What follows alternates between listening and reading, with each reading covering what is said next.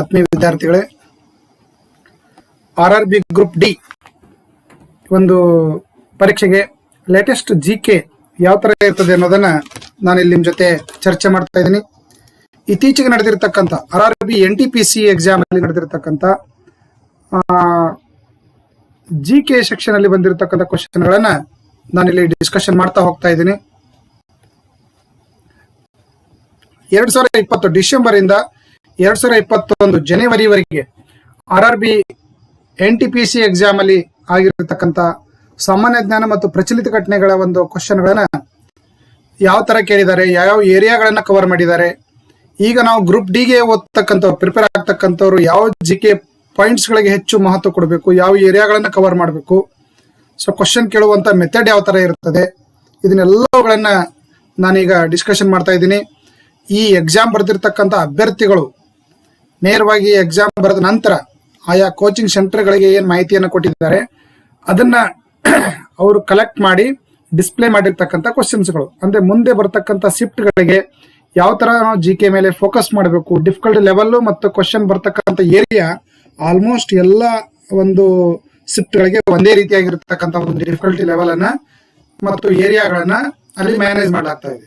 ಹಾಗಾದ್ರೆ ಗ್ರೂಪ್ ಡಿಗೆ ನಾವು RRB NTPC 2020-21 ಅಲ್ಲಿ ನಡೆದಿರತಕ್ಕಂಥ ಎಕ್ಸಾಮ್ಗಳಲ್ಲಿ CBT 1 ಅಲ್ಲಿ ಕೇಳಲಾಗಿರ್ತಕ್ಕಂಥ GK ಕ್ವಶನ್ಗಳಲ್ಲಿ ಯಾವ ತರ ಕ್ವಶನ್ ಕೇಳಿದ್ದಾರೆ ಅದನ್ನ ನೋಡಿಕೊಂಡು ಗ್ರೂಪ್ ಡಿಗೆ ನಾವು ಯಾವ ತರ GK ಏರಿಯಾಗಳನ್ನ ಕವರ್ ಮಾಡ್ಬೇಕು ಅನ್ನೋದನ್ನ ನಾನು ಇಲ್ಲಿ ಡಿಸ್ಕಷನ್ ಮಾಡ್ತಾ ಇದ್ದೀನಿ. ಈಗ ಒಂದೊಂದಾಗಿ ಕ್ವಶನ್ ನೋಡ್ತಾ ಹೋಗೋಣ. ನೋಡಿ, ಇದೆ ಯುನಿಸೆಫ್ ನ ಕೇಂದ್ರ ಕಚೇರಿ ಎಲ್ಲಿದೆ ಅಂತಿದೆ. ಯುನಿಸೆಫ್ ನ ಕೇಂದ್ರ ಕಚೇರಿ ಎಲ್ಲಿದೆ? ಇಲ್ಲೆಲ್ಲ ಆಪ್ಷನ್ ಗಳನ್ನ ಕೊಟ್ಟಿಲ್ಲ. ಯಾಕಂತಂದ್ರೆ ಇಲ್ಲಿ ಮೆಮೊರಿ ಬೇಸ್ಡ್ ಆಗಿರ್ತಕ್ಕಂಥ ಸ್ಟೂಡೆಂಟ್ಗಳು ಇದನ್ನ ಕಲೆಕ್ಟ್ ಮಾಡಿರ್ತಕ್ಕಂಥ ಕ್ವಶನ್ಸ್ ಗಳು ಇವಾಗಿರೋದ್ರಿಂದ ಆಪ್ಷನ್ ಯಾವ ಕೊಟ್ಟಿದ್ದಾರೆ ಅಂತ ಹೇಳಿ ಇಲ್ಲಿ ನಮಗೆ ಗೊತ್ತಾಗೋದಿಲ್ಲ. ಸೊ ಹಾಗಾಗಿ ನಾನು ಆಪ್ಷನ್ ಕೊಟ್ಟಿಲ್ಲ. ಇಲ್ಲಿ ನಾವು ಮಾಡಬಹುದು Washington, Geneva, New York,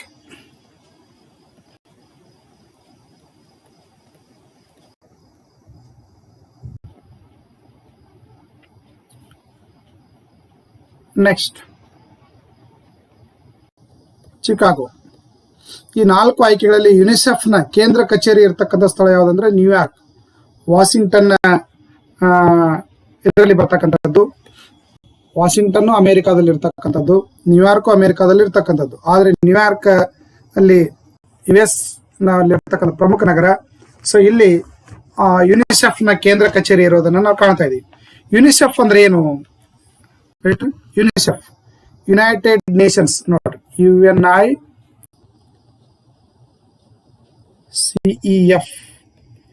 United Nations International Childrens Emergency Fund. ನೋಡಿ, ಇನ್ನೊಮ್ಮೆ ಇದನ್ನು ವಿಸ್ತರಿಸಿ ಬರೆದು ಕೇಳಬಹುದು. ಅಬ್ರಿವೇಷನ್ ಆಗಿ ಒಂದು ಕ್ವಶನ್ ಬರ್ತದೆ. United Nations International Childrens Emergency Fund. ಇದು ವಿಶ್ವಸಂಸ್ಥೆಯಲ್ಲಿ ಇರತಕ್ಕಂಥ ಒಂದು ಅಂಗಸಂಸ್ಥೆ. ಇದು 2ನೇ ಮಹಾಯುದ್ಧದಲ್ಲಿ ಹಾನಿಗೊಳಗಾಗಿರ್ತಕ್ಕಂಥ, 2ನೇ ಮಹಾಯುದ್ಧದ ಒಂದು ದುಷ್ಪರಿಣಾಮಕ್ಕೆ ಒಳಗಾಗಿರ್ತಕ್ಕಂಥ ದೇಶಗಳಲ್ಲಿರ್ತಕ್ಕಂಥ ಮಕ್ಕಳನ್ನ ಸಂರಕ್ಷಣೆ ಮಾಡಲಿಕ್ಕೆ ಈ ಒಂದು ಸಂಸ್ಥೆಯನ್ನ 1946ರಲ್ಲಿ ಇದನ್ನು ಸ್ಥಾಪನೆ ಮಾಡಲಾಯಿತು. 2ನೇ ಮಹಾಯುದ್ಧದ ಮುಕ್ತಾಯದ ನಂತರ ಇಂದು ಜಗತ್ತಿನಾದ್ಯಂತ ಇದು ತನ್ನ ಸೇವೆಯನ್ನ ಸಲ್ಲಿಸ್ತಾ ಇದೆ. ಜಗತ್ತಿನಲ್ಲಿರ್ತಕ್ಕಂಥ ಮಕ್ಕಳ ಪೌಷ್ಟಿಕಾಂಶವನ್ನ ಕೊಡೋದಾಗ್ಲಿ, ಅಥವಾ ತೊಂದರೆಗೊಳಗಾಗಿರ್ತಕ್ಕಂಥ ಮಕ್ಕಳ ರಕ್ಷಣೆ ಮಾಡೋದಾಗ್ಲಿ, ಅಥವಾ ಯುದ್ಧ ಹಾನಿಗೊಳಗಾಗಿರ್ತಕ್ಕಂಥ ದೇಶಗಳಲ್ಲಿ ಇರ್ತಕ್ಕಂಥ ಮಕ್ಕಳ ಸಂರಕ್ಷಣೆ ಮಾಡೋದಾಗ್ಲಿ ಇದು ಮಾಡ್ತದೆ. ಇದು ಶುಭಾಶಯ ಪತ್ರಗಳನ್ನ ಮಾರಾಟ ಮಾಡೋದ್ರ ಮೂಲಕ ಫಂಡ್ ಅನ್ನ ಕಲೆಕ್ಟ್ ಮಾಡ್ತದೆ. ಇದು ಜಗತ್ತಿನಲ್ಲಿರ್ತಕ್ಕಂಥ ಒಂದು ಮಕ್ಕಳ ಯೋಗಕ್ಷೇಮಕ್ಕಾಗಿನೇ ಇರತಕ್ಕಂಥ ಒಂದು ವಿಶ್ವಸಂಸ್ಥೆಯ ಅಂಗಸಂಸ್ಥೆ. ಇದು ಯಾವುದು? ಯುನಿಸೆಫ್. 1924ರಲ್ಲಿ ನಡೆದಿರ್ತಕ್ಕಂಥ ರಾಷ್ಟ್ರೀಯ ಕಾಂಗ್ರೆಸ್ ಅಧಿವೇಶನದ ಅಧ್ಯಕ್ಷರು ಯಾರಾಗಿದ್ದರು? ನೋಡ್ರಿ, ಇಲ್ಲಿ 1885ರಲ್ಲಿ ರಾಷ್ಟ್ರೀಯ ಕಾಂಗ್ರೆಸ್ ಪಕ್ಷ ಸ್ಥಾಪನೆ ಆಗ್ತದೆ. 1885ರಲ್ಲಿ ಎಒ ಹ್ಯೂಮ್, ಬ್ರಿಟಿಷ್ ನಿವೃತ್ತ ಅಧಿಕಾರಿ ಎಒ ಹ್ಯೂಮ್ ಅಂತಕ್ಕಂಥವರು ಭಾರತೀಯರಿಗೆ ಒಂದು ಕರೆ ಕೊಟ್ಟು, ವ್ಯವಸ್ಥಿತವಾಗಿರ್ತಕ್ಕಂಥ ಹೋರಾಟದಲ್ಲಿ ನೀವು ತೊಡಗಬೇಕು ಅಂದ್ರೆ ಒಂದು ಸಂಘಟನೆ ಬೇಕು, ಆ ಸಂಘಟನೆಯನ್ನ ನಾನು ಸ್ಥಾಪಿಸ್ತಾ ಇದ್ದೀನಿ. ಮುಂಬೈ ವಿಶ್ವವಿದ್ಯಾಲಯದಲ್ಲಿರ್ತಕ್ಕಂಥ, ಕೋಲ್ಕತ್ತಾ ವಿಶ್ವವಿದ್ಯಾಲಯದಲ್ಲಿರ್ತಕ್ಕಂಥ ವಿದ್ಯಾರ್ಥಿಗಳಿಗೆ ಕರೆ ಕೊಡ್ತಾರೆ. ಆಗ 1885ರಲ್ಲಿ ಮುಂಬೈಯಲ್ಲಿ ಸ್ಥಾಪನೆ ಆಗ್ತದೆ.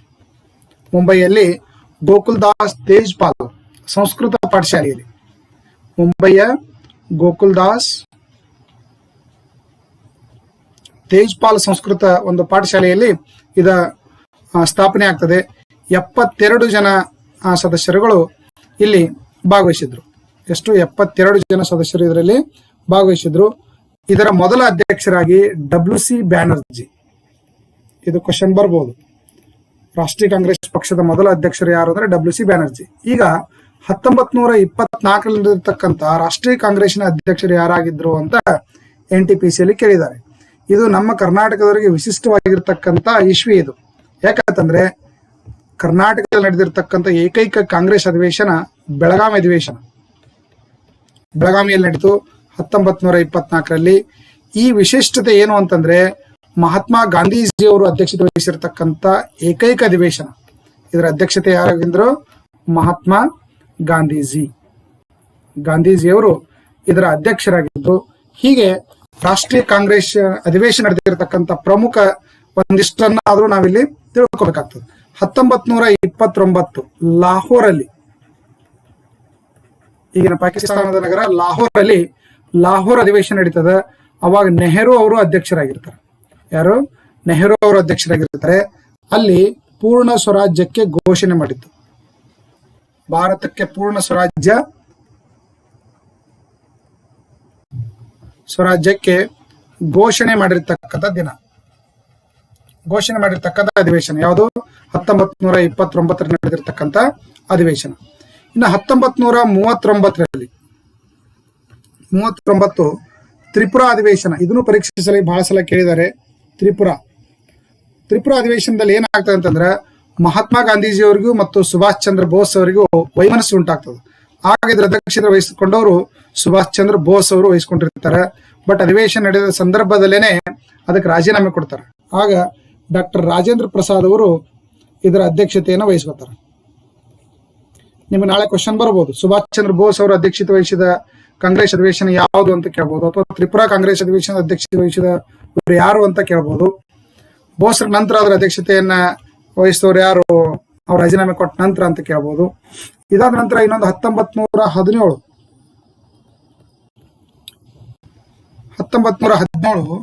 ಪ್ರಥಮ ಮಹಿಳಾ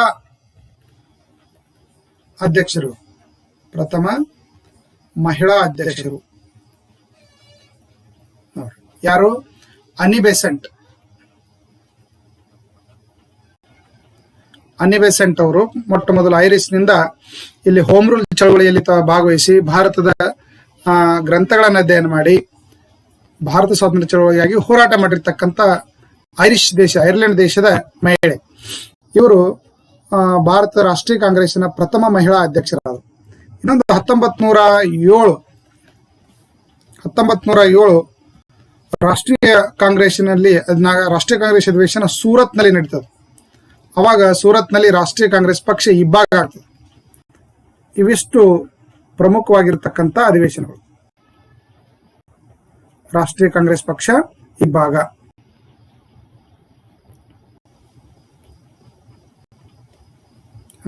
ಇಲ್ಲಿ ಯಾವ್ದು ನೋಡ್ಬೇಕು ನೀವು? 1907 ರಾಷ್ಟ್ರೀಯ ಕಾಂಗ್ರೆಸ್ ಪಕ್ಷ ಇಬ್ಬಾಗ ಆಗಿರ್ತಕ್ಕಂಥದ್ದು ಒಂದು. 1917 ಪ್ರಥಮ ಮಹಿಳಾ ಅಧ್ಯಕ್ಷರಾಗಿ ಅನ್ನಿ ಬೆಸೆಂಟ್ ಆಯ್ಕೆಯಾದರು. 1929 ಲಾಹೋರ್ ಅಧಿವೇಶನ, ಇಲ್ಲಿ ನೆಹರೂರವರು ಅಧ್ಯಕ್ಷರಾಗಿದ್ದರು. ಪೂರ್ಣ ಸ್ವರಾಜ್ಯಕ್ಕೆ ಘೋಷಣೆ ನೀಡಿದರು. 1939 ತ್ರಿಪುರಾ ಅಧಿವೇಶನದಲ್ಲಿ ಸುಭಾಷ್ ಚಂದ್ರ ಬೋಸ್ ಅವರು ಅಧ್ಯಕ್ಷರಾಗಿದ್ದರು. ಗಾಂಧೀಜಿಯವರ ನಡುವೆ ವೈಮನಸ್ಸು ಉಂಟಾಗಿ ಅವರು ರಾಜೀನಾಮೆ ನೀಡಿದಾಗ ಅದರ ನಂತರದ ಅಧ್ಯಕ್ಷರಾಗಿ ಅಧಿವೇಶನ ಪೂರ್ಣಗೊಳಿಸಿದವರು ಯಾರಂದ್ರೆ ಡಾಕ್ಟರ್ ಬಾಬು ರಾಜೇಂದ್ರ ಪ್ರಸಾದ್ ಅವರು. 1924 ಮಹಾತ್ಮ ಗಾಂಧೀಜಿಯವರು ಅಧ್ಯಕ್ಷತೆ ವಹಿಸಿಕೊಂಡಿರ್ತಕ್ಕಂಥ ಏಕೈಕ ಅಧಿವೇಶನ ಅದು ಬೆಳಗಾವಿಯಲ್ಲಿ ನಡೆದಿರ್ತಕ್ಕಂಥ ರಾಷ್ಟ್ರೀಯ ಕಾಂಗ್ರೆಸ್ ಅಧಿವೇಶನ. ಇಷ್ಟು ನೀವು ಡಿಟೇಲ್ ಆಗಿ ನೋಡ್ಕೋಬೇಕಾಗ್ತದೆ. 1857 ಸಿಪಾಯಿ ದಂಗೆ ಆರಂಭವಾದ ದಿನ ಯಾವುದು? ನೋಡ್ರಿ, 1857 ದಂಗೆಯನ್ನ ಬ್ರಿಟಿಷರು ಏನಂತ ಕರೆದ್ರು? ಸಿಪಾಯಿ ದಂಗೆ ಅಂತ ಕರೆದ್ರೆ ಭಾರತೀಯರು ಇದನ್ನ ಸ್ವತಂತ್ರ ಸಂಗ್ರಾಮ, ಪ್ರಥಮ ಸ್ವಾತಂತ್ರ್ಯ ಸಂಗ್ರಾಮ ಅಂತ ಇದನ್ನ ಕರೆದ್ರು. ಪ್ರಥಮ ಸ್ವಾತಂತ್ರ್ಯ ಸಂಗ್ರಾಮ ಅಂತ ಕರೆದ್ರು. 1857 ಈ ಒಂದು ಹೋರಾಟ ನಡೀತದೆ. ಈ ಹೋರಾಟ ಮೊಟ್ಟ ಮೊದಲು ಮೇ 10ರಂದು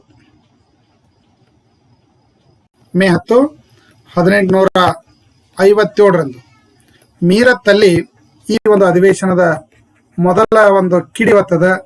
ಅಲ್ಲಿ ಮಂಗಲ್ ಪಾಂಡೆ ಅಂತಕ್ಕಂಥ ವೀರ ಸೈನಿಕ, ಬ್ರಿಟಿಷ್ ಸೈನ್ಯದಲ್ಲಿ ಇರತಕ್ಕಂಥ ಭಾರತೀಯ ಸೈನಿಕ, ಬ್ರಿಟಿಷರು ಜಾರಿಗೆ ತಂದಿರತಕ್ಕಂಥ ಹೊಸ ಬಂದೂಕುಗಳನ್ನು, ಕಾಡ್ತೂಸುಗಳನ್ನು ಅಲ್ಲಿಂದ ಕಿತ್ತು ತೆಗಿಬೇಕಾಗ್ತದೆ. ಅದನ್ನು ಬಳಕೆ ಮಾಡಲಿಕ್ಕೆ ನಿರಾಕರಿಸಿದಾಗ ಅವರು ಗಂಭೀರ ಶಿಕ್ಷೆಯನ್ನು ನೀಡ್ತಾರೆ. ಅದನ್ನು ಪ್ರತಿಭಟಿಸಿ ಅಲ್ಲಿ ಇರತಕ್ಕಂಥ ಬ್ರಿಟಿಷ್ ಅಧಿಕಾರಿಯನ್ನು ಕೊಲ್ತಾನೆ. ಅಲ್ಲಿಂದ ಇದೇನಾಗ್ತದೆ, ಪ್ರಥಮ ಒಂದು ಸಿಪಾಯಿ ದಂಗೆ, ಪ್ರಥಮ ಸ್ವಾತಂತ್ರ್ಯ ಸಂಗ್ರಾಮ ಆರಂಭ ಆಗ್ತದೆ. ಮುಂದೆ 1857ರಲ್ಲಿ ಇದು ನಾನಾ ಕಡೆಗಳಲ್ಲಿ ಹರಡುತ್ತದೆ. ಆದ್ರೆ ಭಾರತಾದ್ಯಂತ ಏಕಾಲದಲ್ಲಿ ಹರಡಿರೋದಿಲ್ಲ. ಕೊನೆಗೆ ಇದು ವಿಫಲ ಆಗ್ತದೆ. ಅವಾಗ 1858ರಲ್ಲಿ ಇಲ್ಲಿವರೆಗೆ ಈಸ್ಟ್ ಇಂಡಿಯಾ ಕಂಪನಿ ಆಡಳಿತ ನಡೀತದೆ. ಕೊನೆಗೆ 58ರಲ್ಲಿ ರಾಣಿ ಘೋಷಣೆ ಮಾಡಿ ಭಾರತಕ್ಕೆ ಒಂದು ಈಸ್ಟ್ ಇಂಡಿಯಾ ಕಂಪನಿ ಆಡಳಿತ ಕೊನೆಗೊಂಡು ನೇರವಾಗಿ ಬ್ರಿಟಿಷ್ ರಾಣಿ ಆಡಳಿತವನ್ನು ಮಾಡ್ಲಿಕ್ಕೆ ಚಾಲೂ ಮಾಡ್ತಾಳೆ. ಆಗ ಗವರ್ನರ್ ಜನರಲ್ ಹುದ್ದೆ ರದ್ದಾಗ್ತದೆ. ಗವರ್ನರ್ ಜನರಲ್ ಹುದ್ದೆ ರದ್ದಾಗಿ ವೈಸ್ರಾಯ್ ಹುದ್ದೆ ಸ್ಟಾರ್ಟ್ ಆಗ್ತದೆ. ವೈಸ್ರಾಯ್ ಹುದ್ದೆ. ಈ ವೈಸ್ರಾಯ್ ಆಗಿ ಮೊದಲು ಇಲ್ಲಿ ಇದ್ದವನೇ ಯಾರಪ್ಪ ಅಂದ್ರೆ ಕ್ಯಾನಿಂಗ್, ಲಾರ್ಡ್ ಕ್ಯಾನಿಂಗ್ ಅಂತೇಳಿ. ಕೊನೆಯ ಗವರ್ನರ್ ಯಾರಂದ್ರೆ ಲಾರ್ಡ್ ಕ್ಯಾನಿಂಗ್, ಮೊದಲ ವೈಸ್ರಾಯ್ ಯಾರಂತಂದ್ರೆ ಲಾರ್ಡ್ ಕ್ಯಾನಿಂಗ್. ಹೆಸರು ಚೇಂಜ್ ಆಗ್ತದೆ. ಇಲ್ಲಿ ಇವ್ರಿಗೆ 15 ಜನ ಮತ್ತು ಸದಸ್ಯರು ಇರ್ತಾರೆ. ಇವರು ಇಂಗ್ಲೆಂಡಿನ ಪಾರ್ಲಿಮೆಂಟಿನ ಮೆಂಬರ್ ಆಗಿರ್ತಾರೆ. ಅವರು ಸಲಹೆ ಮೇರೆಗೆ ಮಾರ್ಗದರ್ಶನದಲ್ಲಿ ವೈಸ್ರಾಯ್ ಏನ್ ಮಾಡ್ತಿರ್ತಾರೆ, ಭಾರತದಲ್ಲಿ ಆಳ್ವಿಕೆ ಮಾಡ್ತಿರ್ತಾರೆ. ಇಷ್ಟು 1857 ದಂಗೆ ಬಗ್ಗೆ. ಮತ್ತು ಎಲ್ಲೆಲ್ಲಿ ಇದರ ಪ್ರಮುಖ ನಾಯಕರುಗಳು, ಝಾನ್ಸಿಯಲ್ಲಿ ರಾಣಿ ಲಕ್ಷ್ಮೀಬಾಯಿ, ಹೌದಾ, ಲಕ್ನೋದಲ್ಲಿ ಆಮೇಲೆ ಇಲ್ಲಿ ಪ್ರಮುಖ ನಾಯಕರು, ಹೋರಾಟಗಾರರು ಮತ್ತು ಅದಕ್ಕೆ ಸಂಬಂಧಪಟ್ಟಿರ್ತಕ್ಕಂಥ ಸ್ಥಳಗಳು ಯಾವುವು ಅನ್ನೋದನ್ನ ನೀವಿಲ್ಲಿ ನೋಡ್ಕೋಬೇಕಾಗ್ತದೆ. ಪ್ರತಿ ವರ್ಷ ರಾಷ್ಟ್ರೀಯ ತಂತ್ರಜ್ಞಾನ ದಿನವನ್ನ ಹಾಗೆ ಆಚರಿಸಲಾಗುವ ದಿನ ಯಾವುದು? ಮೇ 11 ರಾಷ್ಟ್ರೀಯ ತಂತ್ರಜ್ಞಾನ ದಿನವಾಗಿ ಆಚರಿಸಲಾಗ್ತದೆ. ಸೊ ನಾನಿಲ್ಲಿ ಕ್ವಶನ್ ಕೇಳ್ತಾ ಇರೋದು, ಯಾವ ಏರಿಯಾ ಮೇಲೆ ಕ್ವಶನ್ ಕವರ್ ಆಗಿದಾವೆ ಅನ್ನೋದಕ್ಕೆ ನೀವು ಹೆಚ್ಚು ಮಹತ್ವ ಕೊಡಬೇಕು. ಯಾವ ನದಿಗೆ ಗಾಂಧಿ ಸಾಗರ ಅಣೆಕಟ್ಟನ್ನ ನಿರ್ಮಿಸಲಾಗಿದೆ? ನೋಡಿ, ಯಾವ ನದಿಗೆ ಗಾಂಧಿ ಸಾಗರ ಅಣೆಕಟ್ಟನ್ನ ನಿರ್ಮಿಸಲಾಗಿದೆ? ನಮ್ ಕೆಲವೊಂದು ಮಾತ್ರ ನಾವು ಮಹತ್ವ ಕೊಟ್ಟಿರ್ತೀವಿ. ಬಟ್ ಇಲ್ಲಿ ಏನ್ ಮಾಡ್ತಾರೆ, ರೈಲ್ವೆ ಎಕ್ಸಾಮ್ ಅಲ್ಲಿ ಎಲ್ಲಾ ರಾಜ್ಯಗಳ ಮೇಲೆ ಬರುವಂಗೆ ಕ್ವಶನ್ಗಳನ್ನ, ಅವು ಹೈಲೈಟ್ಸ್ ಪಾಯಿಂಟ್ಸ್ ಅನ್ನ, ಬಹಳ ಡೀಪ್ ನಾಲೆಜ್ ಅನ್ನ ಚೆಕ್ ಮಾಡ್ತಕ್ಕಂಥವಲ್ಲ, ಅಂತ ಕ್ವಶನ್ಗಳನ್ನ ಕೇಳ್ತಾರೆ. ಸೊ ಇಲ್ಲಿ ಗಾಂಧಿ ಸಾಗರ ಅಣೆಕಟ್ಟು, ಹೀರಾಕುಡ್ ಅಣೆಕಟ್ಟು ನಾವೆಲ್ಲ ನೋಡಿ, ಬಾಕ್ರಾನಂಗಲ್ ಅಣೆಕಟ್ಟು ಇವೆಲ್ಲ ನಾವೆಲ್ಲ ನೋಡ್ತೀವಿ. ಬಟ್ ಇಲ್ಲಿ ಕೇಳಿದ್ದವರು ಸ್ಪೆಸಿಫಿಕ್ ಆಗಿ, ನಾವೆಲ್ಲ ಸೌತ್ದವರು ಅದನ್ನ ನೆಗ್ಲೆಕ್ಟ್ ಮಾಡಿರ್ತೀವಿ. ಗಾಂಧಿ ಸಾಗರ ಅಣೆಕಟ್ಟು ಇರೋದಿಲ್ಲಪ್ಪ ಅಂದ್ರೆ ಚಂಬಲ್ ನದಿಗೆ, ಯಮುನಾ ನದಿ ಉಪನದಿ ಚಂಬಲ್ ನದಿಗೆ ಗಾಂಧಿ ಸಾಗರ ಅಣೆಕಟ್ಟನ್ನ ನಿರ್ಮಾಣ ಮಾಡಲಾಗಿದೆ. ಭಾರತದ ಅತಿ ಉದ್ದದ ರಸ್ತೆ ಸುರಂಗ ಮಾರ್ಗ ಯಾವುದು ಅಂತ ಕೇಳಿದಾರೆ ನೋಡ್ರಿ. ಭಾರತದ ಅತಿ ಉದ್ದದ ರಸ್ತೆ ಸುರಂಗ ಮಾರ್ಗ ಜಮ್ಮು ಕಾಶ್ಮೀರದಲ್ಲಿ ಇದೆ. ಜಮ್ಮು ಮತ್ತು ಕಾಶ್ಮೀರದಲ್ಲಿ ಇದಕ್ಕೆ ಶ್ಯಾಮ್ ಪ್ರಸಾದ್ ಮುಖರ್ಜಿ ಮಾರ್ಗ ಅಂತ ಕರೀತಾರೆ. ಶ್ಯಾಮ್ ಪ್ರಸಾದ್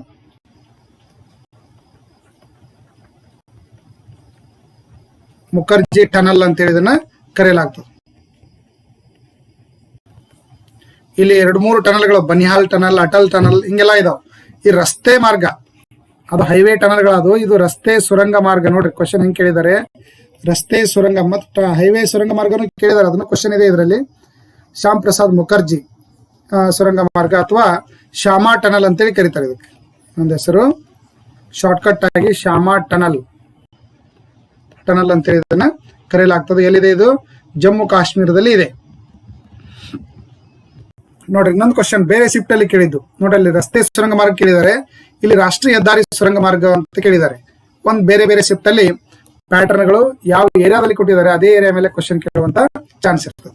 ಇದು ಅತಿ ಉದ್ದದ ರಾಷ್ಟ್ರೀಯ ಹೆದ್ದಾರಿ ಸುರಂಗ ಮಾರ್ಗ ಯಾವ್ದು ಅಂತಂದ್ರೆ ಅಟಲ್ ಟನಲ್. ಕಳೆದ ವರ್ಷ ಇದು ಉದ್ಘಾಟನೆ ಆಯಿತು. ಅಟಲ್ ಟನಲ್ ಇದು ಸಮುದ್ರ ಮಟ್ಟದಿಂದ 10,000 ಫೀಟ್, ಸಮುದ್ರ ಮಟ್ಟದಿಂದ 10,000 ಫೀಟ್ ಎತ್ತರದಲ್ಲಿ ಐತಿ. ಮತ್ತು ಇದರ ಒಟ್ಟು ಉದ್ದ 9.2 ಕಿಲೋಮೀಟರ್ ಇದರ ಒಟ್ಟು ಉದ್ದ ಐತಿ. ಇದು ಪ್ರಮುಖವಾಗಿ ಮನಾಲಿಯಿಂದ ಎಲ್ಲೆಲ್ಲಿ ಕನೆಕ್ಟ್ ಮಾಡ್ತದೆ ಅಂತ ನಾಳೆ ಕ್ವಶನ್ ಕೇಳಿದ್ರು ಕೇಳ್ಬೋದು. ಮನಾಲಿಯಿಂದ ಲಾಹುಲ್ ಸ್ಪಿತಿ ಕಣಿವೆ ನಡುವೆ, ಲಾಹುಲ್ ಮತ್ತು ಸ್ಪಿತಿ ಕಡಿಮೆ ಮಾರ್ಗಗಳನ್ನ ಸಂಪರ್ಕಿಸ್ತಕ್ಕಂಥ ಒಂದು ಸುರಂಗ, ರಾಷ್ಟ್ರೀಯ ಹೆದ್ದಾರಿ ಸುರಂಗ ಮಾರ್ಗ ಅಂತ ನಾವು ಇದನ್ನ ಗುರುತಿಸ್ತೀವಿ. ಸರಿನಾ? ಇಷ್ಟು ಪ್ರಸಿದ್ಧ ಸಾಂಬಾರ್ ಸರೋವರ ಯಾವ ರಾಜ್ಯದಲ್ಲಿದೆ ನೋಡ್ರಿ. ಇದು ಒಂದು ನೇರವಾದ ಪ್ರಶ್ನೆ. ಎಲ್ಲ ರೈಲ್ವೆ ಎಕ್ಸಾಮ್ಗಳಲ್ಲಿ ನೇರವಾದ ಪ್ರಶ್ನೆಗಳನ್ನ ಕೇಳ್ತಾರೆ. ನೀವು ಇದೇ ತರ ಸ್ಟಡಿ ಮಾಡಬೇಕು. ಡಿಟೇಲ್ ಆಗಿ KS ಓದೋರ ತರ ನೀವು ಡಿಟೇಲ್ ಆಗಿ ಡೆಪ್ತ್ ಆಗಿ ಓದೋ ಅವಶ್ಯಕತೆ ಇಲ್ಲ. ಜಸ್ಟ್ ಹೈಲೈಟ್ಸ್ ಅನ್ನ ಓದಬೇಕು. ನಾನು ಕೇಳ್ತಕ್ಕಂಥ GK ಕ್ವಶನ್ಗಳು ಇದೇ ತರ ಇರ್ತಾವ. ಈ ಪ್ಯಾಟರ್ನ್ ನಾನು ಏನ್ ಕೊಡ್ತಾ ಇದ್ದೀನಿ, ನೀವೆಲ್ಲ ರೈಲ್ವೆ ಎಕ್ಸಾಮ್ ಇತ್ತೀಚೆಗೆ ಇರ್ತಕ್ಕಂಥವು ಆಲ್ರೆಡಿ ಈ ಕ್ವಶನ್ ಈ ಎಕ್ಸಾಮ್ ಟೈಮ್ದಲ್ಲೇ ನಿಮ್ದು ಕ್ವಶನ್ ರೆಡಿ ಆಗಿರ್ತದೆ GK ಏರಿಯಾ. ಸೊ ಹಾಗಾಗಿ ನೀವು ಈ ತರ ಕ್ವಶನ್ಗಳನ್ನ ನೋಡಿದಾಗ ನಾವು ಯಾವ ಏರಿಯಾಗಳಿಗೆ ಫೋಕಸ್ ಮಾಡ್ಬೇಕು ಅನ್ನೋದು ನಿಮಗೆ ಗೊತ್ತಾಗ್ತದೆ. ಪ್ರಸಿದ್ಧ ಸಾಂಬಾರ್ ಸರೋವರ ಇರೋ ರಾಜ್ಯ ಯಾವುದು? ನಮ್ಮೆಲ್ಲ ಇಲ್ಲಿ ಆಪ್ಷನ್ಗಳನ್ನ ಅವ್ರು ಯಾವ ಕೊಟ್ಟಿದ್ದಾರೆ ಅಂತ ಗೊತ್ತಿಲ್ಲ. ಬರೀ ಕ್ವಶನ್ಗಳನ್ನ ಹುಡುಗರು ಎಕ್ಸಾಮ್ ಬರ್ದ ನಂತರ ಕಲೆಕ್ಟ್ ಮಾಡ್ಕೊಂಡು ಬಂದು ಡೆಲ್ಲಿ, ಪಾಟ್ನಾದಲ್ಲಿ ಇರತಕ್ಕಂಥ ರೈಲ್ವೆ ಕೋಚಿಂಗ್ ಸೆಂಟರ್ಗಳಲ್ಲಿ ಇದನ್ನ ಕ್ವಶನ್ ಕಲೆಕ್ಟ್ ಆಗ್ತವೆ. ಅವುಗಳನ್ನ ಅವರು ಕಲೆಕ್ಟ್ ಮಾಡಿ ಮುಂದಿನ ಶಿಫ್ಟ್ನ ವಿದ್ಯಾರ್ಥಿಗಳಿಗೆ ತಯಾರಿಯನ್ನ ಮಾಡ್ತಾರೆ. ಸಾಂಬಾರ್ ಸರೋವರ ಇರೋದಿಲ್ಲ ಅಂದ್ರೆ ರಾಜಸ್ಥಾನದಲ್ಲಿ ಜೈಪುರದ ನೋಡ್ರಿ, ಜೈಪುರದಿಂದ 80 ಕಿಲೋಮೀಟರ್ ದೂರದಲ್ಲಿ ಐತಿ. ಇದು ಭಾರತದ ಅತಿ ದೊಡ್ಡ ಉಪ್ಪು ನೀರಿನ ಸರೋವರ, ಸಾಲ್ಟ್ ಲೇಕ್ ಅಂತ ಕರಿತೀವಿ. ಅದಕ್ಕೆ ಉಪ್ಪು ನೀರಿನ ಸರೋವರ ಎಲ್ಲಿದೆ? ರಾಜಸ್ಥಾನದಲ್ಲಿದೆ. ಹೀಗೆ ಇದು ಈ ಸಲ ಒಂದು ಸಾಂಬಾರ್ ಸರೋವರದ ಬಗ್ಗೆ ಕೇಳಿದ್ದಾರೆ ಅಂದ್ರೆ ನೀವು ಕಂಪ್ಲೀಟ್ ಆಗಿ ಭಾರತದಲ್ಲಿ ಇರ್ತಕ್ಕಂಥ ಪ್ರಮುಖ ಸರೋವರಗಳು ಯಾವುವು ಅನ್ನೋದನ್ನ ನೀವು ನೋಡ್ಬೇಕಾಗ್ತದೆ. ಇಲ್ಲಿ ನಾವು ನೋಡೋದಾದ್ರೆ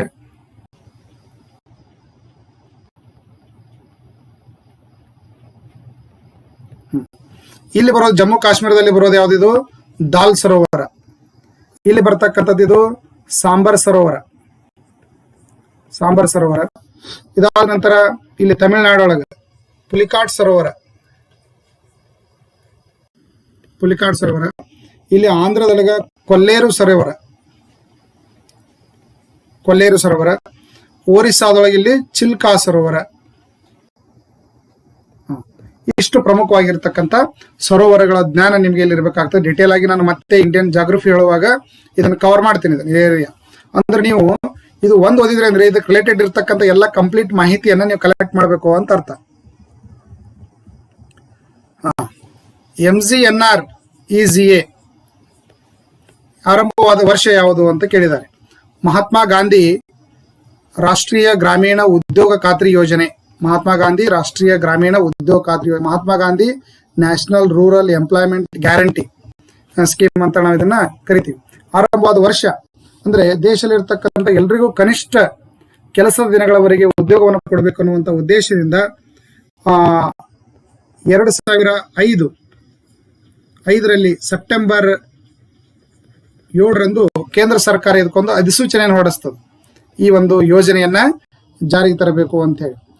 ಈ ಒಂದು 2005ರ ಒಂದು ಅಧಿಸೂಚನೆ ಅಡಿಯಲ್ಲಿ 2006 ಫೆಬ್ರವರಿ 2ರಂದು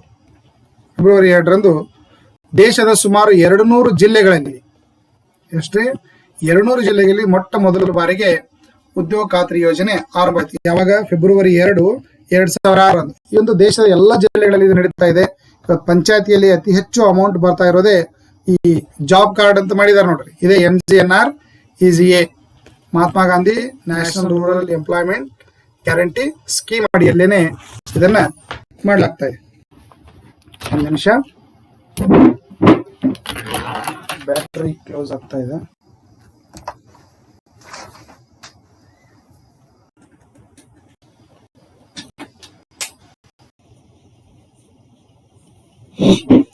ಓಕೆ, ನೆಕ್ಸ್ಟ್ ಬರ್ತಕ್ಕಂಥ ಕ್ವಶನ್ ಯಾವ್ದಂದ್ರೆ ಸುಕನ್ಯಾ ಸಮೃದ್ಧಿ ಯೋಜನೆ.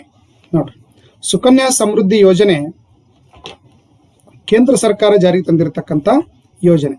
ಕೇಂದ್ರ ಸರ್ಕಾರ ನೋಡ್ರಿ ಯಾವ ವರ್ಷ ಜಾರಿಗೆ ಬಂತು? ಇದಕ್ಕೆ 2015ರಲ್ಲಿ ಜಾರಿಗೆ ಬಂತು. ಯಾವ ಯೋಜನೆ ಅಡಿಯಲ್ಲಿ ಸುಕನ್ಯಾ ಸಮೃದ್ಧಿ ಯೋಜನೆ ಜಾರಿಗೆ ಬಂತು ಅಂತಂದ್ರೆ ಬೇಟಿ ಬಚಾವ್ ಬೇಟಿ ಪಡಾವ್. ಯಾವುದು? ಬೇಟಿ ಬಚಾವ್ ಬೇಟಿ ಪಡಾವ್. ಬೇಟಿ ಪಡಾವ್ ಯೋಜನೆ ಅಡಿಯಲ್ಲಿ ಸುಕನ್ಯಾ ಸಮೃದ್ಧಿ ಯೋಜನೆ ಜಾರಿಗೆ ತರಲಾಯಿತು. ಇದರರ್ಥ ಇನ್ನು ಮುಂದೆ ನೀವು ಈ ಒಂದು ಕೇಂದ್ರ ಸರ್ಕಾರದ ಯೋಜನೆಗಳ ಬಗ್ಗೆ ನೀವು ಡಿಟೇಲ್ ಆಗಿ ಇಲ್ಲಿ ನೋಡ್ಕೋಬೇಕಾಗ್ತದೆ. ಇದರ ಪ್ರಕಾರ ಪೋಸ್ಟ್ ಆಫೀಸಲ್ಲಿ ಈ BPL ಕುಟುಂಬದಲ್ಲಿ ಇರ್ತಕ್ಕಂಥ ಅವರಾಗಲಿ ಯಾರೇ ಆಗಲಿ ಈ ಹುಟ್ಟಿರ್ತಕ್ಕಂಥ ಮೊದಲ ಮತ್ತು ಎರಡನೇ ಹೆಣ್ಣು ಮಕ್ಕಳಿಗೆ ಒಂದು ಅಕೌಂಟನ್ನು ತೆಗೆಸಿ ಈ ಒಂದು ಯೋಜನೆ ಪ್ರಕಾರ ಸುಕನ್ಯಾ ಸಮೃದ್ಧಿ ಯೋಜನೆ ಅಡಿಯಲ್ಲಿ ಉಳಿತಾಯವನ್ನು ಮಾಡಬೇಕಾಗ್ತದೆ. ಹೀಗೆ ಉಳಿತಾಯವನ್ನು ಮುಂದುವರಿಸ್ತಾ ಹೋದಾಗೆ ಅವರಿಗೆ ವಿದ್ಯಾಭ್ಯಾಸದ ಸಂದರ್ಭದಲ್ಲಿ ಮತ್ತು ಮದುವೆ ಸಂದರ್ಭದಲ್ಲಿ ಆರ್ಥಿಕ ನೆರವನ್ನು ಕೊಡ್ತಕ್ಕಂಥ ಒಂದು ಯೋಜನೆ. 8% ಬಡ್ಡಿ ದರದಲ್ಲಿ ಇವರಿಗೆ ಒಂದು ನೆರವನ್ನು ಕೊಡ್ತಕ್ಕಂಥ ಒಂದು ಯೋಜನೆ ಅಂತ ಹೇಳ್ಬೋದು. ಇದು ಯಾವ ಯೋಜನೆ ಅಡಿಯಲ್ಲಿ ಜಾರಿಗೆ ಬಂತು ಅಂದ್ರೆ ಬೇಟಿ ಬಚಾವ್ ಬೇಟಿ ಪಡಾವ್ ಯೋಜನೆ ಅಡಿಯಲ್ಲಿ ಸುಕನ್ಯಾ ಸಮೃದ್ಧಿ ಯೋಜನೆ ಕೇಂದ್ರ ಸರ್ಕಾರ ಜಾರಿಗೆ ತಂತು. ನೆಕ್ಸ್ಟ್ ನಾವು ನೋಡೋದಾದ್ರೆ ಇಂಡೋನೇಷ್ಯಾದ ರಾಜಧಾನಿ ಯಾವುದು ನೋಡ್ರಿ. ನಮ್ಮ ನೆರೆ ದೇಶಗಳ ಪ್ರಮುಖ ದೇಶಗಳ ರಾಜಧಾನಿಯನ್ನ ಕೇಳಲಾಗ್ತಾ ಇದೆ ಇಲ್ಲಿ. ಇಂಡೋನೇಷ್ಯಾದ ರಾಜಧಾನಿ ಯಾವ್ದು? ಇಂಡೋನೇಷ್ಯಾದ ರಾಜಧಾನಿ ಜಕಾರ್ತ. ಇಂಡೋನೇಷ್ಯಾದ ರಾಜಧಾನಿ ಜಕಾರ್ತ. ಯಾಕಂದ್ರೆ ನಮ್ಮ ಭಾರತ ದೇಶದಲ್ಲಿ ನಾವು ನೋಡೋದಾದ್ರೆ ನಮ್ಮ ನೆರೆ ದೇಶಗಳು ಮತ್ತು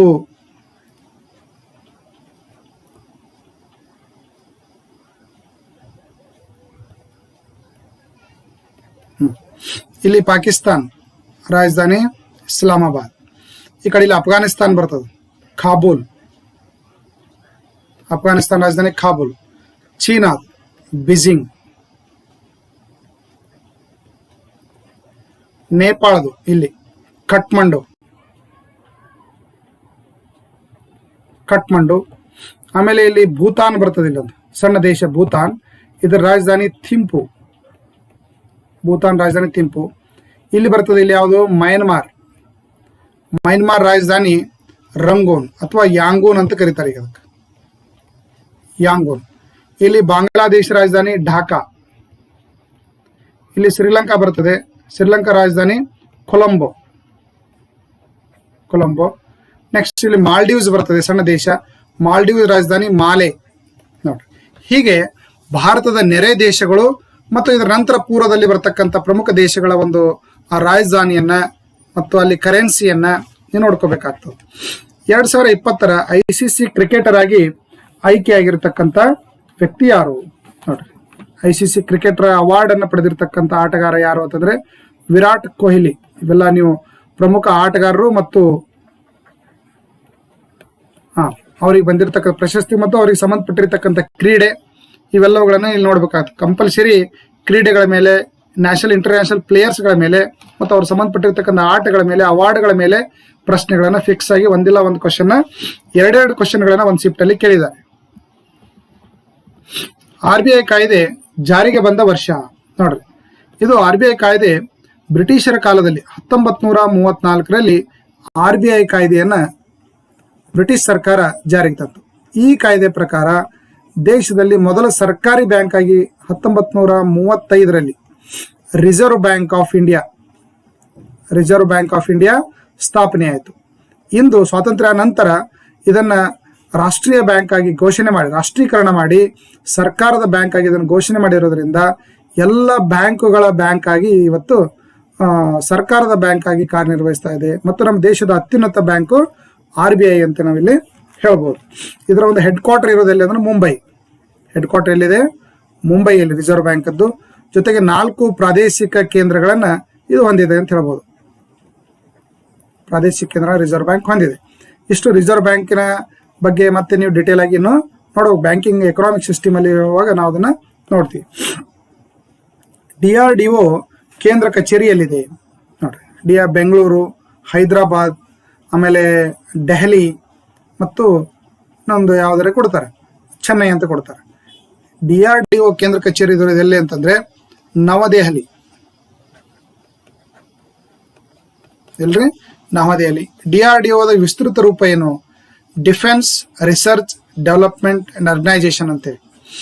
defence research development and organisation ಅಂತೇಳಿ ಇದನ್ನ ಕರೆಯಲಾಗ್ತದೆ. ಈಗ ಇದರ ಮುಖ್ಯಸ್ಥರು ಸತೀಶ್ ರೆಡ್ಡಿ. ಭಾರತದ ಶಸ್ತ್ರಾಗಾರಗಳನ್ನ, ಸೈನಿಕ ವಾಹನಗಳನ್ನ ಇವೆಲ್ಲಗಳನ್ನು ತಯಾರು ಮಾಡುವಂತ ಒಂದು ಸಂಶೋಧನಾ ಕೇಂದ್ರ ಯಾವುದಂತಂದ್ರೆ DRDO. ಮತ್ತು ಉಪಗ್ರಹ ಉಡಾವಣಾ ವಾಹನಗಳನ್ನ ಡೆವಲಪ್ ಮಾಡ್ತಕ್ಕಂಥ ಕೆಲಸವನ್ನ DRDO ಮಾಡ್ತದೆ ಅಂತ ಹೇಳ್ಬೋದು.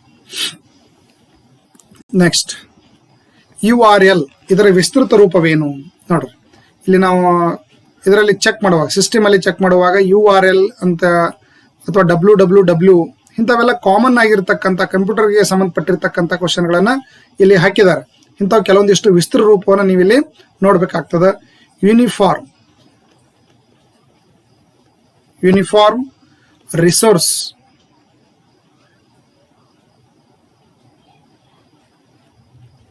ಲೊಕೇಟರ್, ಯೂನಿಫಾರ್ಮ್ ರಿಸೋರ್ಸ್ ಲೊಕೇಟರ್, ಇದಕ್ಕೆ URL ಅಂತ ಕರಿತೀವಿ. ಇದ್ರ ಮೂಲಕ ನಾವು ಯಾವುದೇ ಒಂದು ಮಾಹಿತಿಯನ್ನ ಕಲೆಕ್ಟ್ ಮಾಡಬಹುದು ಅಥವಾ ಪಡಿಬಹುದು ಗೂಗಲ್ ಅಲ್ಲಿ. ಸೈಮನ್ ಆಯೋಗ ಭಾರತಕ್ಕೆ ಭೇಟಿ ನೀಡಿದ ವರ್ಷ ಯಾವುದು? ಇಲ್ಲಿ ಆಪ್ಷನ್ ಕೊಟ್ಟಿರ್ತಾರೆ 1927, 28, 35, 30 ಇಂಥವೇನ ಕೊಡ್ಬೋದು. ಸೈಮನ್ ಆಯೋಗ 1919 ಕಾಯ್ದೆ, ಬ್ರಿಟಿಷ್ ಸರ್ಕಾರ ಕಾಯ್ದೆಯನ್ನು ಜಾರಿಗೆ ತಂದಿರ್ತದೆ. ಮಾಂಟೆಗೋ ಜೇಮ್ಸ್ಬರ್ಗ್ ಸುಧಾರಣೆಗಳನ್ನು ತಂದಿರ್ತದೆ 1919ರಲ್ಲಿ. ಈ ಕಾಯ್ದೆ ಎಷ್ಟರ ಮಟ್ಟಿಗೆ ಭಾರತದಲ್ಲಿ ಸುಧಾರಣೆ ಮಾಡಿದೆ ಅನ್ನೋದನ್ನು ಕುರಿತು ಅಧ್ಯಯನ ಮಾಡಲಿಕ್ಕೆ ಸೈಮನ್ ಅನ್ನುವರ ಅಧ್ಯಕ್ಷತೆಯಲ್ಲಿ, ಅಧ್ಯಕ್ಷರು ಯಾರಾಗಿರ್ತಾರೆ, ಈ ಕಮಿಟಿ ಅಧ್ಯಕ್ಷರು ಇವರೇ ಆಗಿರ್ತಾರೆ, ಮಾರ್ಕ್ ಸೈಮನ್ ಅಂತೇಳಿ, ಸರ್ ಸೈಮನ್ ಅಧ್ಯಕ್ಷತೆಯಲ್ಲಿ ಈ ಒಂದು ಆಯೋಗವನ್ನು ನೇಮಕ ಮಾಡಿ ಇದರ ಎಲ್ಲ ಸದಸ್ಯರು ಏನಾಗಿರ್ತಾರೆ, ಬ್ರಿಟಿಷ್ ಪಾರ್ಲಿಮೆಂಟಿನ ಮೆಂಬರ್ ಆಗಿರ್ತಾರೆ. ಇವರು ಭಾರತದಲ್ಲಿ ಏನು ಡೆವಲಪ್ಮೆಂಟ್ ಆಗಿದೆ, ಏನೇನು ಒಳ್ಳೆ ಆಡಳಿತವನ್ನ ಇಲ್ಲಿ ಇರತಕ್ಕಂಥ ವೈಸ್ರಾಯ್ ಆಡಳಿತ ಮಾಡ್ತಾ ಇದ್ದಾರೆ, ಇನ್ನೇನು ಬದಲಾವಣೆ ಮಾಡಬೇಕು ಅನ್ನೋದನ್ನ ಕುರಿತು ಅಧ್ಯಯನ ಮಾಡಲಿಕ್ಕೆ ಬ್ರಿಟಿಷ್ ಪಾರ್ಲಿಮೆಂಟ್ ಏನ್ ಮಾಡ್ತದೆ, ಒಂದು ಆಯೋಗವನ್ನು ನೇಮಕ ಮಾಡ್ತದೆ. ಅದು 1927ರಲ್ಲಿ ನೇಮಕ ಆಗಿರತಕ್ಕಂಥ ಆಯೋಗ 1928ರಲ್ಲಿ ಭಾರತಕ್ಕೆ ಭೇಟಿ ಕೊಡ್ತದೆ. ಇಲ್ಲೆಲ್ಲ ಭಾರತದಲ್ಲಿ ಗೋ ಬ್ಯಾಕ್ ಸೈಮನ್ ಅಂತಕ್ಕಂಥ ಒಂದು ಚಳವಳಿ ಆಗ್ತದೆ.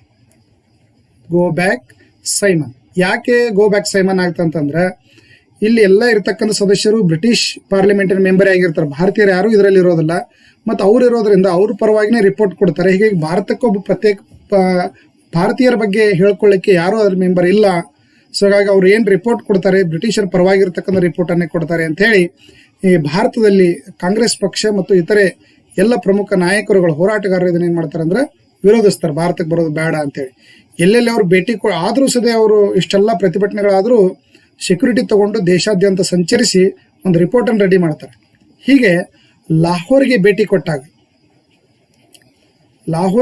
ಕೊಟ್ಟಾಗ ಅಲ್ಲಿ ಪ್ರತಿಭಟನೆಯಲ್ಲಿ ನಿರತರಾಗಿರ್ತಕ್ಕಂಥ ಲಾಲಾ ಲಜಪತ್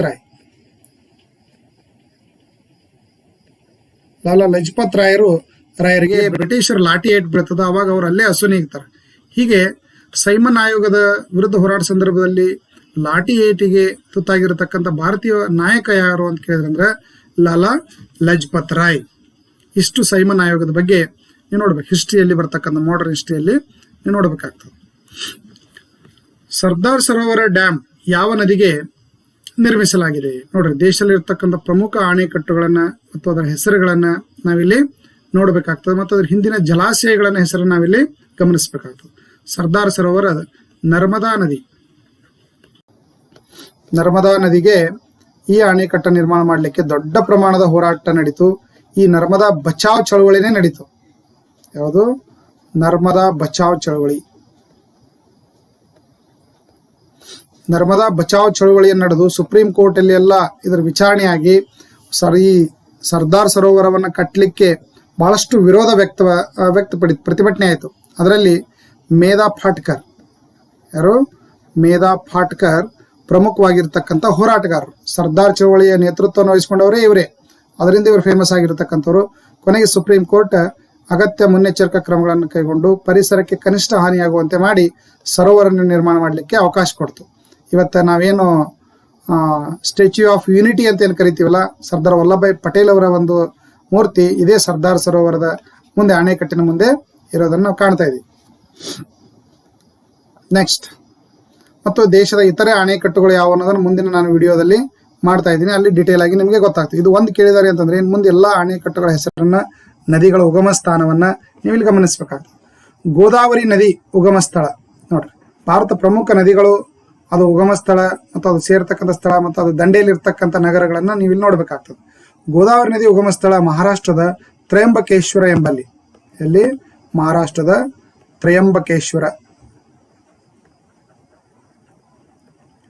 ತ್ರಯಂಬಕೇಶ್ವರ ಎಂಬಲ್ಲಿ ಇದು ಉಗಮ ಹೊಂದಿ ಮಹಾರಾಷ್ಟ್ರ, ನೆಕ್ಸ್ಟ್ ಆಂಧ್ರ ಪ್ರದೇಶ ನೋಡ್ರಿ ಮೂಲಕ ಇದೇನಾಗ್ತದೆ, ಕೊನೆಗೆ ಹೋಗಿ ಬಂಗಾಳ ಕೊಲ್ಲಿಯನ್ನ ಸೇರ್ತದೆ. ಹೀಗೆ ದಕ್ಷಿಣ ಭಾರತದಲ್ಲಿ ಅತಿ ಉದ್ದವಾಗಿರ್ತಕ್ಕಂಥ ನದಿ ಗೋದಾವರಿ ನದಿ 1465 ಕಿಲೋಮೀಟರ್ದಷ್ಟು ಉದ್ದವಾಗಿದೆ. ದಕ್ಷಿಣ ಭಾರತದಲ್ಲಿ ಅತಿ ಉದ್ದವಾದ ನದಿ ಗೋದಾವರಿ ನದಿ ನೋಡ್ರಿ. ಇದು ತ್ರಯಂಬಕೇಶ್ವರ 12 ಜ್ಯೋತಿರ್ಲಿಂಗಗಳಲ್ಲಿ ಒಂದು. ಇದು ನಾಸಿಕ್ ಜಿಲ್ಲೆಯಲ್ಲಿ ಐತಿ. ಇದು ನಾಸಿಕ್ ಜಿಲ್ಲೆಯಲ್ಲಿ ಇದೆ. ದಕ್ಷಿಣ ಭಾರತದ ಉದ್ದವಾದ ನದಿ, ಉದ್ದ ನದಿ ಅಂತೇಳಿ ಇದನ್ನ ಗುರುತಿಸಲಾಗ್ತದೆ. ಇಲ್ಲಿ ನಾ ಮ್ಯಾಪಲ್ಲಿ ಹಾಕಿದ್ದೀನಿ ಭಾರತ ಪ್ರಮುಖ ನದಿಗಳು ಯಾವುವು ಅಂತೇಳಿ. ಪ್ರತ್ಯೇಕವಾದ ಒಂದು ವಿಡಿಯೋದಲ್ಲಿ ನಾನು ಅದನ್ನು ಡಿಟೇಲ್ ಆಗಿ ನಿಮಗೆ ಚರ್ಚೆ ಮಾಡ್ತೀನಿ. ಪ್ರಧಾನಮಂತ್ರಿ ಸುರಕ್ಷಾ ಬಿಮಾ ಯೋಜನೆ ಆರಂಭವಾದ ವರ್ಷ. ಪ್ರಧಾನಮಂತ್ರಿ ಸುರಕ್ಷಾ ಬಿಮಾ ಯೋಜನೆ ಆರಂಭವಾದ ವರ್ಷ 2015ರಲ್ಲಿ. 2015ರಲ್ಲಿ ಆರಂಭ ಆಯಿತು. ಇದರ ಪ್ರಕಾರ ವಾರ್ಷಿಕ ವಂತಿಗೆಯನ್ನು ಪ್ರತಿಯೊಬ್ಬ ವ್ಯಕ್ತಿಯಲ್ಲಿ ಕಟ್ಟಿದಾಗ ಅವರ ಒಂದು ವಿಮಾ ಯೋಜನೆ ಏನಾಗ್ತದೆ, ವಿಮಾ ಪಾಲಿಸಿಯ ಒಂದು ರಕ್ಷಣೆಗೆ ಏನಾಗ್ತದೆ, ಅವರು ಒಳಗಾಗ್ತಾರೆ. ಸಾಂಚಿ ಸ್ತೂಪವನ್ನು ಸ್ಥಾಪಿಸಿದವರು ಯಾರು ನೋಡ್ರಿ. ಸಾಂಚಿ ಸ್ತೂಪ ಮಧ್ಯಪ್ರದೇಶಲ್ಲಿ ಬರ್ತಕ್ಕಂಥದ್ದು. ಎಲ್ಲಿದೆ ಇದು? ಮಧ್ಯಪ್ರದೇಶಲ್ಲಿ. ಸಾಂಚಿ ಸ್ತೂಪವನ್ನು ಸ್ಥಾಪಿಸಿದವರು ಯಾರಂದ್ರೆ ಸಾಮ್ರಾಟ್ ಅಶೋಕ.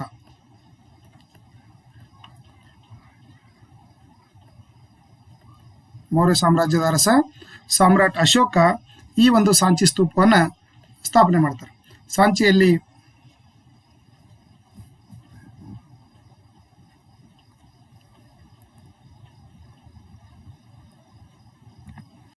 ಭಾರತ ಹಾಕಿ ತಂಡ ಕೊನೆಯ ಬಾರಿಗೆ ಒಲಿಂಪಿಕ್ ಸ್ವರ್ಣ ಪದಕವನ್ನು ಪಡೆದ ವರ್ಷ ಯಾವುದು ನೋಡ್ರಿ.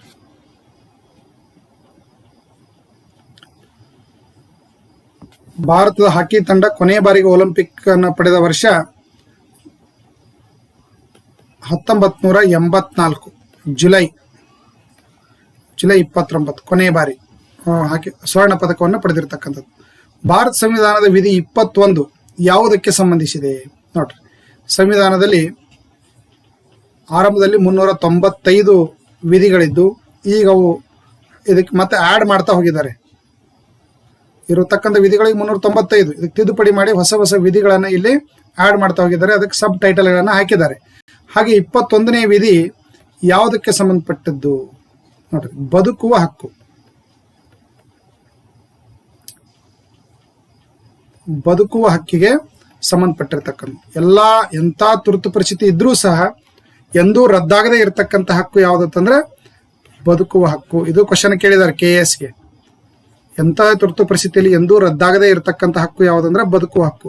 ಇದಕ್ಕೆ 21A ತಿದ್ದುಪಡಿಯನ್ನು ಮಾಡಿ ಶಿಕ್ಷಣ ಒಂದು ಮೂಲಭೂತ ಹಕ್ಕು, education is A fundamental right ಅಂತೇಳಿ ಇದನ್ನ ಅಳವಡಿಸಲಾಗಿದೆ. ಶಿಕ್ಷಣ ಮೂಲಭೂತ ಹಕ್ಕು.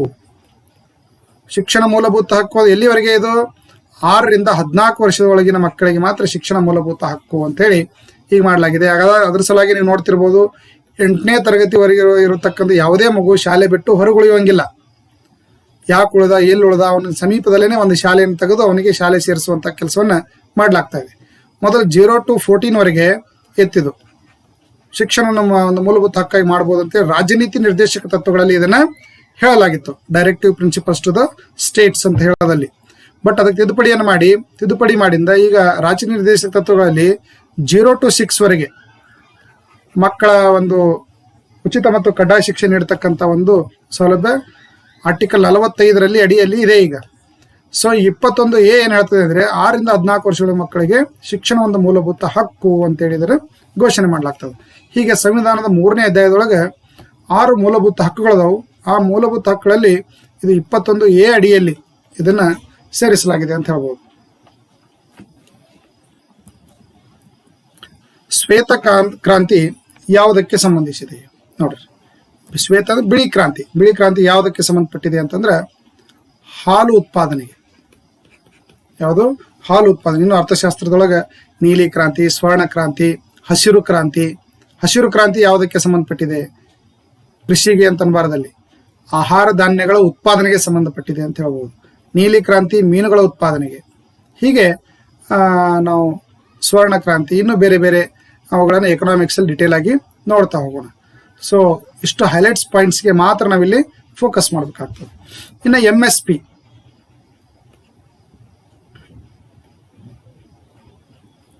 ಅಂದ್ರೆ ಕನಿಷ್ಠ ಬೆಂಬಲ ಬೆಲೆ ಅಂತ ಕರಿತೀವಿ. ಮಿನಿಮಮ್ ಸಪೋರ್ಟ್ ಪ್ರೈಸ್ ಅಂತ ಹೇಳಿ. ಕನಿಷ್ಠ ಬೆಂಬಲ ಬೆಲೆ, ಕನಿಷ್ಠ ಬೆಂಬಲ ಬೆಲೆಯನ್ನ ಘೋಷಣೆ ಮಾಡೋರು ಯಾರು? ರೈತರು ಬೆಳೆದಿರತಕ್ಕಂಥ ಕೃಷಿ ಉತ್ಪನ್ನಗಳಿಗೆ ಸರಿಯಾದ ಬೆಲೆ ಸಿಗದೇ ಇದ್ದಾಗ ರೈತನಿಗೆ ಹಾನಿ ಆಗ್ತದೆ. ಆ ಹಾನಿಯನ್ನು ತಾಳ್ಕೊಳ್ಳದೆ ರೈತ ಆತ್ಮಹತ್ಯೆ, ಇನ್ಯಾವುದೋ ಒಂದು ಘಟನೆಗೆ, ದುರ್ಘಟನೆಯನ್ನ ಒಳಗಾಗುವಂತ ಸಾಧ್ಯತೆ ಇರ್ತದೆ. ಹಾಗಾಗಿ ಸರ್ಕಾರ ಪ್ರತಿ ವರ್ಷ ರೈತರ ಉತ್ಪಾದನೆಗಳಿಗೆ ಸಂಬಂಧಪಟ್ಟ ಹಾಗೆ ಬೆಂಬಲ ಬೆಲೆಯನ್ನು ಘೋಷಣೆ ಮಾಡ್ತದೆ. ಈ ಬೆಂಬಲ ಘೋಷಣೆ ಮಾಡುವವರು ಯಾರು ಅಂತಂದ್ರೆ ಕೇಂದ್ರ ಕೃಷಿ ಮತ್ತು ಸಹಕಾರ ಇಲಾಖೆ. ಕೇಂದ್ರ ಕೃಷಿ ಮತ್ತು ಸಹಕಾರ ಇಲಾಖೆ ಈ ಒಂದು MSP ಅನ್ನು, ಮಿನಿಮಮ್ ಪ್ರೈಸ್ ಅನ್ನ ಘೋಷಣೆ ಮಾಡತಕ್ಕಂಥ ಅಧಿಕಾರ ಇದಕ್ಕಿದೆ. ಇಂದು ದೇಶದಲ್ಲಿ 22 ಕೃಷಿ ಬೆಳೆಗಳಿಗೆ, 22 ಕೃಷಿ ಬೆಳೆಗಳಿಗೆ ಬೆಂಬಲ ಬೆಲೆಯನ್ನ ನೀಡಲಾಗ್ತಾ ಇದೆ ಅಂತ ಹೇಳ್ಬೋದು. ಭಾರತದ ಮೊಟ್ಟ ಮೊದಲ ಬ್ಯಾಂಕ್ ಯಾವುದು? ನೋಡ್ರಿ, ಬ್ಯಾಂಕಿಂಗ್ ವ್ಯವಸ್ಥೆ ನಾವು ಎಕನಾಮಿಕ್ಸ್ ಅಲ್ಲಿ ಏನು ಓದ್ತೀವಲ್ಲ ಅದ್ರ ಮೇಲೆ ಒಂದು ಕ್ವಶನ್ ಬಂದಿದೆ. Bank of Hindustan. Bank of Hindustan ಗೊತ್ತಾಯ್ತಲ್ಲ. ಈಗ ಯಾವ ಡಿಫಿಕಲ್ಟಿ ಲೆವೆಲ್ ಅಲ್ಲಿ ನಾವು ಓದಬೇಕು, ಫುಲ್ ಡಿಟೇಲ್ ಆಗಿ ಇನ್ಡೆಪ್ತ್ ಆಗಿ ನೀವು ಎಂದು ಓದ್ಲಿಕ್ಕೆ ಹೋಗ್ಬೇಡ್ರಿ. ಜಸ್ಟ್ ಹೈಲೈಟ್ಸ್ ಅನ್ನ, ಪ್ರತಿ ಟಾಪಿಕ್ ಮೇಲೆ ಬರ್ತಕ್ಕಂಥ ಹೈಲೈಟ್ಸ್ ಪಾಯಿಂಟ್ಸ್ ಅನ್ನ ಮಾತ್ರ ಕವರ್ ಮಾಡಿ. ಈ ಒಂದು ಏರಿಯಾ ನೋಡೋದ್ರಿಂದ ನಮಗೆ ಗೊತ್ತಾಗ್ತದೆ GK ಮೇಲೆ ಎಷ್ಟು ಏರಿಯಾಗಳು ಕವರ್ ಆಗ್ತದೆ, ಎಷ್ಟು ಫೋಕಸ್ ಮಾಡ್ಬೇಕು ಅನ್ನೋದು ಇದರಿಂದ ನಾವು ತಿಳ್ಕೋಬಹುದು. ಭಾರತದಲ್ಲಿ ಇಲ್ಲಿವರೆಗೆ ಎಷ್ಟು ಬಾರಿ ಅಣು ಪರೀಕ್ಷೆಯನ್ನು ನಡೆಸಲಾಗಿದೆ ನೋಡ್ರಿ. ಇಂದಿರಾ ಗಾಂಧಿ ಕಾಲದಲ್ಲಿ ಮತ್ತು ಅಟಲ್ ಬಿಹಾರಿ ವಾಜಪೇಯಿ ಕಾಲದಲ್ಲಿ ಅಣು ಪರೀಕ್ಷೆಯನ್ನು ಮಾಡಲಾಯಿತು. ಆದ್ರೆ ನಮ್ಗೆ 2 ಬಾರಿ ಅಂತ ಅನಿಸ್ತದೆ. ಇಂದಿರಾ ಗಾಂಧಿ ಕಾಲದಲ್ಲಿ, ಇಂದಿರಾ ಗಾಂಧಿ ಇದ್ದಾಗ 2 ಬಾರಿ, ಆಮೇಲೆ ವಾಜಪೇಯಿ ಆಡಳಿತದಲ್ಲಿ 1 ಬಾರಿ. ಅಂದ್ರೆ ಟೋಟಲ್ ಇಲ್ಲಿವರೆಗೆ 3 ಬಾರಿ ಭಾರತದಲ್ಲಿ ಅಣು ಪರೀಕ್ಷೆಯನ್ನ ಮಾಡಲಾಗಿದೆ ಅಂತ ಹೇಳ್ಬೋದು. ನೆಕ್ಸ್ಟ್, ಭಾರತ ಸಂವಿಧಾನದ ಮೊದಲ ಬಾರಿ ತಿದ್ದುಪಡಿಯಾಗಿದ್ದು ಯಾವಾಗ? ಮೊದಲ ತಿದ್ದುಪಡಿ ಯಾವಾಗ ಆಯ್ತು ನೋಡ್ರಿ. ಸಂವಿಧಾನ ಜಾರಿ ಬಂದ, ಸಂವಿಧಾನ ರಚನಾ ಸಭೆ 1946 ಸಂವಿಧಾನ ರಚನಾ ಸಭೆ ಆರಂಭ ಆಯಿತು, ಸ್ಥಾಪನೆ ಆಯಿತು. ಮುಂದೆ ಜಗತ್ತಿನ ನಾನಾ ದೇಶಗಳ ಸಂವಿಧಾನವನ್ನ ಸುಮಾರು 389 ಸದಸ್ಯರು, ಪಾಕಿಸ್ತಾನ ಇಬ್ಬಾಗೋಕ್ಕಿಂತ ಮೊದಲಿದು ಇಷ್ಟು ಸದಸ್ಯರು ಅಧ್ಯಯನ ಮಾಡಿ 1949 ನವೆಂಬರ್ 26ರಂದು ಇಲ್ಲಿ ಪಾಕಿಸ್ತಾನ ಸದಸ್ಯರು ಪ್ರತ್ಯೇಕ ಆಗ್ತಾರೆ. ಮುಂದೆ ಭಾರತದ ಸಂವಿಧಾನ ರಚನಾ ಸದಸ್ಯರು ಮಾತ್ರ ಇದರಲ್ಲಿ ಭಾಗವಹಿಸಿ 1949 ನವೆಂಬರ್ 26ರಂದು ಅವರು ಸಂವಿಧಾನವನ್ನ ಅಂಗೀಕರಿಸ್ತಾರೆ. 1950 ಜನವರಿ 26ರಂದು ಅದು ಜಾರಿಗೆ ಬರ್ತದೆ, ಸಂವಿಧಾನ ಜಾರಿಗೆ ಬರ್ತದೆ. ಹೀಗಾಗಿ ಈ ದಿನವನ್ನು ಗಣರಾಜ್ಯ ದಿನವನ್ನಾಗಿ ಆಚರಣೆ ಮಾಡ್ತೀವಿ. ಈ ಸಂವಿಧಾನದಲ್ಲಿ ಏನಾದರೂ ಅವಶ್ಯಕತೆ ಬಿದ್ದಾಗ ತಿದ್ದುಪಡಿಯನ್ನು ಮಾಡಬೇಕಾಗಿತ್ತು, ಹೊಸ ವಿಷಯವನ್ನು ಸೇರಿಸಬೇಕಾಗಿತ್ತು ಅಥವಾ ಹಳೆಯದನ್ನ ತೆಗೆದುಹಾಕಬೇಕಾಗಿತ್ತು ಅಂತಂದ್ರೆ ತಿದ್ದುಪಡಿ ಮಾಡಲಿಕ್ಕೆ ಅವಕಾಶ ಇದೆ. ಒಂದು ಸರಳ ಬಹುಮತ ತಿದ್ದುಪಡಿ, ಸಂಸತ್ತಿನ ಸರಳ ಬಹುಮತದ ಮೂಲಕ, ವಿಶೇಷ ಬಹುಮತದ ಮೂಲಕ ತಿದ್ದುಪಡಿ ಮಾಡಲಿಕ್ಕೆ ಅವಕಾಶ ಇದೆ. ಹೀಗಾಗಿ 1951ರಲ್ಲಿ ಮೊಟ್ಟ ಮೊದಲ ಬಾರಿಗೆ ತಿದ್ದುಪಡಿಯನ್ನ ಮಾಡಲಾಯಿತು. ಯಾವಾಗ ತಿದ್ದುಪಡಿ ಮಾಡಲಾಯಿತು? ಸಂವಿಧಾನಕ್ಕೆ ಮೊದಲ ತಿದ್ದುಪಡಿ ಮಾಡಿದ್ದು 1950 ಜೂನ್ 18ರಂದು. ಜೂನ್ 18ರಂದು ಮೊದಲ ಬಾರಿ ತಿದ್ದುಪಡಿಯನ್ನ ಮಾಡಲಾಯಿತು. ರಾಣಾ ಪ್ರತಾಪ್ರ ಕುದುರೆ ಹೆಸರು ಏನು ನೋಡ್ರಿ? ರಾಣಾ ಪ್ರತಾಪ್ರ ಕುದುರೆ ಹೆಸರು ಚೇತಕ್. ನೋಡ್ರಿ, ಎಂತ ಯಾವ ಏರಿಯಾದ ಮೇಲೆ ಕ್ವಶನ್ ಅನ್ನ ಹಾಕಿದ್ದಾರೆ. ಸೊ ಅದಕ್ಕಾಗಿ ನಾವು ಇವೆಲ್ಲ ಕ್ವಶನ್ಗಳನ್ನ ನೋಡ್ತಾ ಇದ್ರೆ ಒಂದು ಕ್ಲಿಯರ್ ಪಿಕ್ಚರ್ ನಿಮಗೆ ಸಿಗ್ತದೆ, ಎಲ್ಲಿ ಫೋಕಸ್ ಮಾಡಬೇಕು ಅನ್ನೋದು ನಮಗೆ ಗೊತ್ತಾಗ್ತದೆ. ಜಗತ್ತಿನಲ್ಲಿ ಮೊಟ್ಟ ಮೊದಲ ಬಾರಿಗೆ ಅಂತಾರಾಷ್ಟ್ರೀಯ ಕ್ರಿಕೆಟ್ ಪಂದ್ಯ ಆಡಿದ್ದು ಯಾವಾಗ ನೋಡ್ರಿ? ಜಗತ್ತಿನಲ್ಲಿ ಇಂಟರ್ನ್ಯಾಷನಲ್ ಕ್ರಿಕೆಟ್ ಆಡಿದ್ದು ಯಾವಾಗ? ಇದು ಸ್ವಲ್ಪ ಡೆಪ್ತ್ ಆಗಿರ್ತಕ್ಕಂಥ ಕ್ವಶನ್ ಇದು. 1844ರಲ್ಲಿ ಸೇಂಟ್ ಜಾರ್ಜ್ ಕ್ರಿಕೆಟ್ ಕ್ಲಬ್ ನ್ಯೂಯಾರ್ಕ್ನಲ್ಲಿ ಅಮೆರಿಕ ಮತ್ತು